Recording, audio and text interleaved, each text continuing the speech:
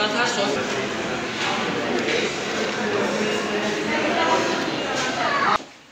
Başkanım.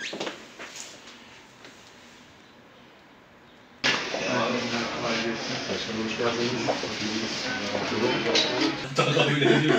Evet. Bizim tabii aynı zamanda Hoş geldiniz. Ne yapın abi? Abi hoş geldin. Allah razı olsun. Nasılsınız? Hoş geldiniz. Selamünaleyküm. Nasılsınız? İşler nasıl? İyi mi? hoş geldin. Ne yapıyorsun abi? Allah razı olsun. Merhaba, buradan mı işe başladınız abi? Allah Allah. Allah razı olsun. Valla öyle geldi bir selam verelim. Allah sizden razı olsun. Var mı isteğiniz? Kolay gelsin. Kardeşim.